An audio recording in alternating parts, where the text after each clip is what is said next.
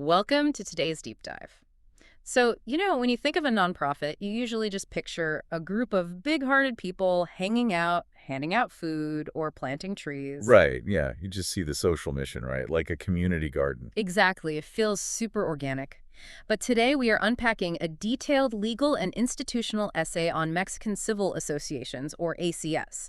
And our mission here is to map out the exact blueprint for how these nonprofits actually operate and survive. And face some pretty intense systemic challenges, too. Yeah, because it turns out that a community garden vibe, when you look under the hood in Mexico, it's actually a highly complex, heavily regulated machine. Oh, incredibly regulated. I mean, at its foundation, the AC is this essential legal structure for citizens to unite around non-economic goals. So if a business exists to make a profit, the AC exists to fill these massive gaps that the market and the state just can't cover. Things like human rights or culture or ecological conservation. Exactly. Yeah. But just having a noble goal doesn't actually get you very far. You need something called a CLUNI. Right, a CLUNI, the unique registration key.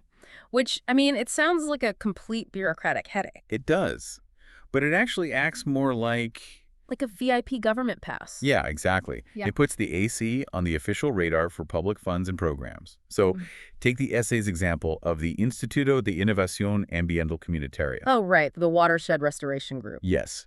So once they get their CLUNI, they suddenly have the legal certainty to actually win public environmental grants. Okay, so the CLUNI opens the government doors.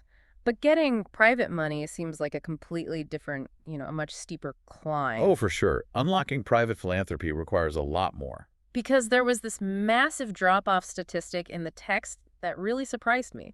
Get this, there are over 45,000 ACs that have a CLUNI, Mm. but only about 10 to 11,000 of them actually secure Donataria Autorizada status from the SAT. Which is Mexico's tax authority, yeah. Right, so wait, if 45,000 went through the trouble of getting government access, why do only a fraction bother getting the tax-deductible status? Well, you'd think they all would want it, right? Yeah, to get a piece of the 45 billion pesos donated annually. Exactly. Look at an organization from the text, like Semillas de Esperanza. They do rural literacy programs. To capture corporate donations, they absolutely need that status. But to get it, the SAT forces them to agree to incredibly strict rules. Risk how, though? What are they actually agreeing to? Well, one of the biggest catches is this irrevocability clause. Basically, to become authorized, an AC has to legally agree that if they ever liquidate or even just lose their status, all of their assets must be transferred to another authorized charity. Oh, wow.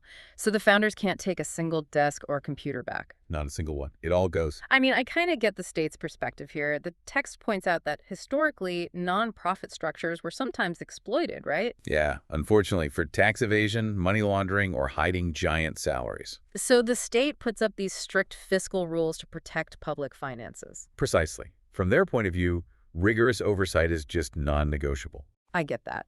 But let me push back here, just to clarify the stakes.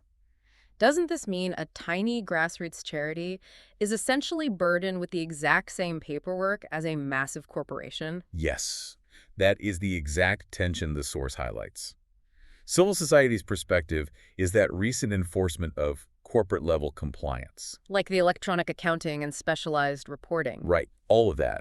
It creates an almost insurmountable financial barrier for legitimate, small-scale community groups. Meaning a simple administrative error can force total liquidation. Exactly. One missed form, and they lose everything they've built because of that irrevocability clause. That is wild. So basically, the AC framework is the vital backbone of Mexico's third sector, but it's caught in this really delicate balance. Yeah, encouraging public good versus enforcing intense financial scrutiny. Which leaves you with this provocative thought to mull over. If the administrative and financial barriers to compliance are so incredibly high that only the already well-funded organizations can afford to survive, how do truly grassroots, marginalized community movements ever manage to officially get off the ground?